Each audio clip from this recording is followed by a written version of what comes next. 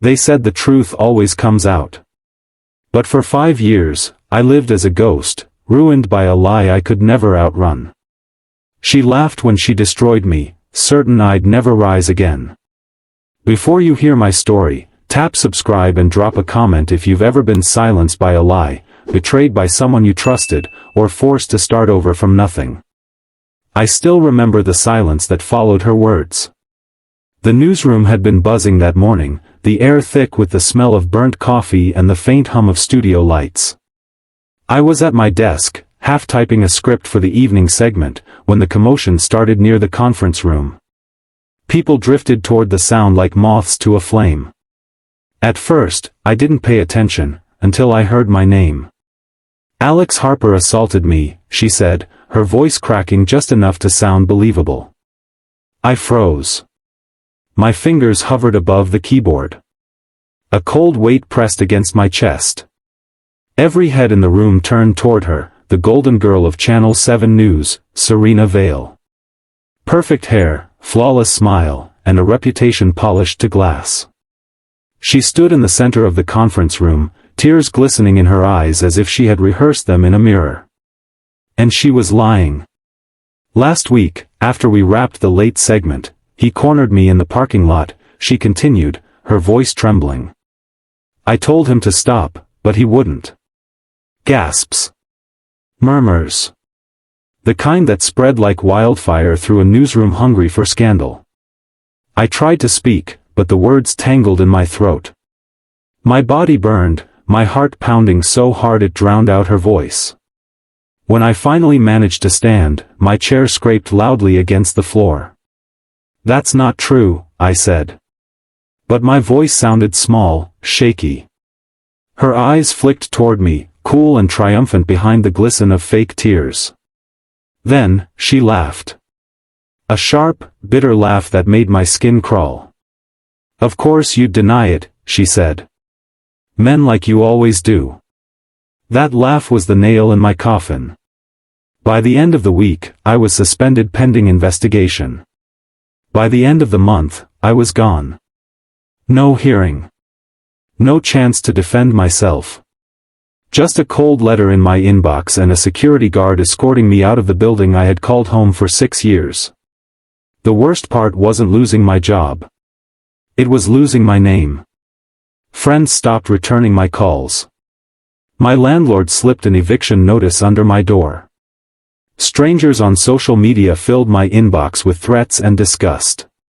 Even my mother's voice trembled when she asked me if it was true. I wanted to scream that it wasn't. That I had never touched Serena Vale. But in the court of public opinion, I was already guilty. Nights were the hardest. I'd lie awake staring at the cracks in the ceiling, replaying every moment in the newsroom, every smile she had given me, every casual conversation. I'd always known she was ambitious. Ruthless, even. But I never thought she'd burn me alive just to climb higher. Sometimes, I'd dream of walking into the newsroom again, head held high, proving them all wrong. Other times, I dreamed of confronting her, watching her perfect mask crack. But dreams don't pay bills. So I swallowed my anger. I took whatever freelance work I could get. Script editing. Fact-checking. Late-night radio spots no one listened to. It wasn't glamorous, but it kept me alive. I told myself I didn't care about Serena anymore. That I'd moved on. But deep down, I hadn't. Her laugh haunted me. That smug, cruel laugh the moment she knew she had destroyed me. And then, 5 years later, I saw her again. It was a Tuesday. I was working behind the scenes at a rival network, Channel 12, mostly cutting tape and reviewing field reports. I didn't love the work, but I loved being close to the industry again. I was halfway through my third coffee when my boss dropped a folder on my desk. "We're covering the National Broadcast Awards next month," he said. "Need you on research." I opened the folder. And there she was. Serena Vale. Her photo grinned up at me, flawless as ever, announcing her nomination for Journalist of the Year. For a moment, I couldn't breathe. The air seemed to thicken, pressing against my chest. 5 years. And here she was, not only thriving but celebrated. My hands trembled as I ran a finger across the glossy page. She had taken everything from me, my career, my reputation, my life, and yet she was the one about to be honored on national television. I felt the old anger surge back, hot and raw.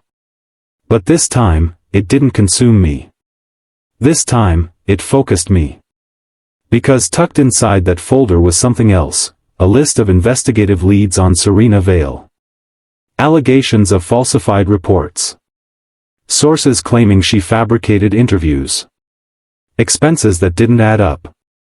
Nothing proven. Nothing public. Yet. I stared at the file for a long time. My pulse quickened, a strange calm washing over me. For the first time in 5 years, I felt alive. She had stolen my voice. My dignity. My life. But I was going to take hers back, in front of the entire nation. And when the cameras were rolling, when the lights were brightest, Serena Vale was going to cry. The first thing people don't tell you about losing everything is that silence becomes louder than sound. After Serena's lie detonated my career, my life didn't collapse in one big bang. It crumbled, brick by brick. At first, I tried to fight back. I called lawyers. I begged Channel 7 for a hearing. But no one wanted to go against Serena Vale. She was too valuable, too untouchable. She had the smile that sold ads, the presence that brought in ratings. I was just another anchor. Replaceable. Forgettable. Within 6 weeks, I went from hosting primetime to scrolling job boards in a one-bedroom apartment that smelled of mildew and stale takeout. I remember one night in particular. Rent was overdue. My fridge held nothing but a half-empty bottle of ketchup and a bruised apple. I sat at the kitchen table with the eviction notice spread out in front of me. My reflection in the glass window looked hollow, dark circles under my eyes, hair unkempt, beard scruffy. I whispered aloud, just to hear a voice in the room. She lied. She lied, and no one cares. My voice cracked, the sound of a man breaking in half. Sleep became a stranger. When it did come, it dragged nightmares with it. I'd dream of the newsroom, the bright lights, the red tally light on the camera, Serena's voice carrying across the set. Then the dream would twist. The red tally light would become an accusing eye, the teleprompter letters spelling liar in giant, glowing text. I'd wake drenched in sweat, sheets tangled around my legs, my heart thudding like a drum. Alcohol became easier than sleep. Cheap whiskey from the corner store dulled the edges. I told myself it was temporary. That I just needed something to take the sting away. But the bottle became a ritual, my only companion in the silence. There were days I thought of ending it. Standing on the subway platform, I'd stare at the approaching headlights of a train, wondering how quick it would be. But then I'd hear her laugh in my head, that sharp, cruel laugh, and anger would drag me back from the edge. If I died, she won. And I couldn't give her that. It took me nearly 2 years to claw my way to stability. I worked nights at a radio station no one listened to, editing segments and sweeping floors when the janitors didn't show. I did freelance script work under fake names, my reputation too toxic to use my own. I lived small. Dollar store groceries. Second-hand clothes. I avoided mirrors. But slowly, the fire inside me shifted. It stopped burning me and started hardening me. By the time I landed the back office job at Channel 12, I wasn't the same man Serena had destroyed. I was leaner. Quieter. More calculating. And when I saw her face in that awards folder, everything snapped into focus. I didn't start with rage. Rage had burned me before. This time, I started with control. The first step was simple: research. I spent nights combing through every article Serena had published in the last 5 years. Cross-checking her exclusive interviews, digging into the details she flaunted as scoops. It didn't take long to find cracks. A quote that didn't match the recorded speech of a senator. A source who, when I tracked them down, swore they had never spoken to her. Travel receipts that didn't line up with her reported locations. It was like tugging at a thread and watching the whole fabric unravel. I kept a file. Password protected, encrypted, hidden behind layers of decoys. I wasn't going to risk losing this. The awards show was in 6 weeks. That was my window. I began planting seeds. Quietly. One night, I slipped into the archive room at Channel 12, pretending to be pulling footage for a segment. In reality, I was duplicating old broadcasts of Serena's biggest scoops. I compared them against raw source material, unedited feeds, uncut interviews. The discrepancies were damning. But evidence wasn't enough. I needed leverage. So I started shadowing her. Not physically, that would have been reckless, but digitally. I set up alerts on her public appearances. Followed her on burner accounts. Monitored her staff's chatter on forums and social feeds. That's when I found it. A junior producer at Channel 7 had posted a cryptic complaint on a locked discussion board. If I have to fake one more expense report for her, I'm done. My pulse spiked. I reached out using an anonymous handle, posing as a disillusioned staffer from another network. At first, they ignored me. But I was patient. Days later, I offered a piece of dirt about a rival anchor, a harmless fabrication, to bait them. They bit. Soon, we were trading stories. Nothing incriminating on my end, of course. But from them, I got gold, details about Serena's extravagant, off-the-books travel, her bullying in the newsroom, her falsified invoices. I wasn't just gathering facts now. I was gathering allies. As I dug deeper, I kept thinking back to one night in particular, 5 months after I'd been fired. I'd been working a midnight shift at the radio station. The city outside was dead quiet, snow falling under the streetlights. I was alone in the booth, listening to static, when my phone buzzed. It was a news alert. Serena Vale had just won a regional award for Outstanding Investigative Journalism. I stared at her smiling photo on my cracked phone screen. My chest tightened until I thought I might suffocate. I whispered, "Why her? Why not me?" That night, I punched a hole in the drywall of my apartment. My knuckles bled, my breath ragged, but for the first time, I realized something. I didn't just want my life back. I wanted hers. The weeks blurred together as I built my case. Every day at Channel 12, I wore the mask of a quiet, dependable back-office guy. I fetched footage. I fact-checked scripts. I stayed invisible. At night, I became something else. The strategist. The avenger. I pieced together timelines, cross-referenced sources, built a damning portrait of Serena Vale not as the nation's sweetheart journalist, but as a fraud. And then, I made my boldest move. I contacted the awards committee. Not directly. That would have been too obvious.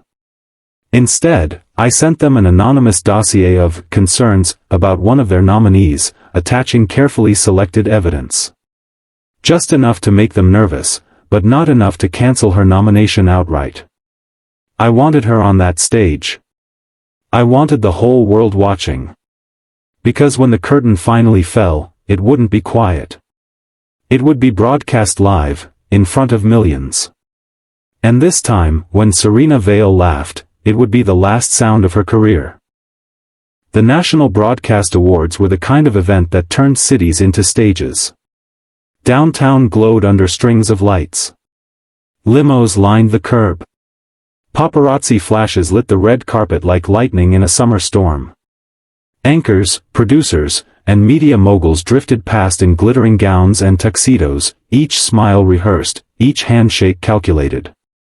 I wasn't supposed to be there. Not officially. But I was. Channel 12 had credentials for 2 staff researchers. One of them had come down with food poisoning an hour before the ceremony. Or rather, a bottle of expired shrimp I'd dropped off anonymously at his apartment had seen to it. That left me, Alex Harper, with a badge that read production support. Harmless. Invisible. Just the way I needed to be. Inside the ballroom, chandeliers glimmered over tables set with crystal glasses and folded place cards. The stage loomed at the far end, draped in velvet curtains, the podium lit like an altar.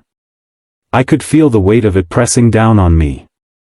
5 years of silence. 5 years of shame.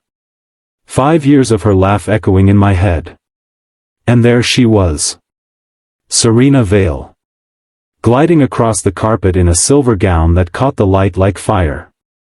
Cameras adored her. People leaned in when she spoke, laughed too loud at her jokes. She was every inch the star she had always wanted to be. I watched her from the shadows, my badge swinging gently on its lanyard. She didn't notice me. She never would. Not until it was too late.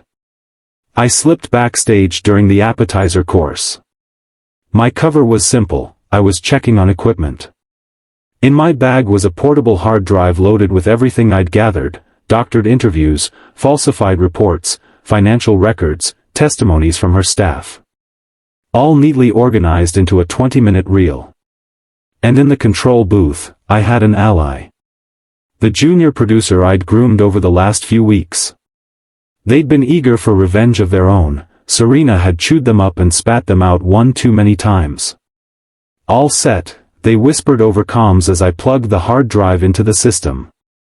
Play it on my cue, I said. My voice was steady, colder than I expected. Got it. You sure about this? I looked out through the curtain at Serena, laughing too brightly at the next table. I've never been surer. The night rolled forward in a blur of speeches and applause. I barely heard them. My pulse drummed in my ears as Serena's category approached. Finally, the announcer's voice rang out. And now, for Journalist of the Year. The ballroom hushed. Serena's name was called.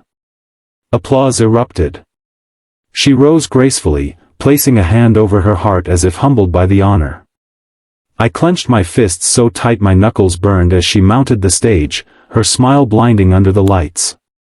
She began her speech. Smooth. Charismatic. Every word crafted to polish her halo. And I dedicate this award to the pursuit of truth. To holding power accountable. To shining light in dark places. My thumb pressed the comms button. Now. The screen behind her flickered. At first, the audience thought it was part of the presentation. The opening slide read. The truth about Serena Vale. Her smile faltered. The reel began. Clips played of her on-air exclusives, spliced against raw footage that contradicted them. Quotes she'd attributed to senators side by side with the real recordings, exposing her fabrications. Spreadsheets of falsified expenses. Testimonies scrolling across the screen from staffers describing intimidation, coercion, lies. Gasps rippled through the room. Murmurs turned sharp, disbelieving. Serena spun toward the screen, her face pale under the stage lights. This isn't real, she stammered. The reel continued mercilessly. A side-by-side comparison showed her claiming to be in Paris on assignment, while time-stamped receipts proved she was in New York the same day. Another clip revealed a grieving mother denouncing Serena for twisting her words into a fabricated quote. The audience shifted from shock to outrage.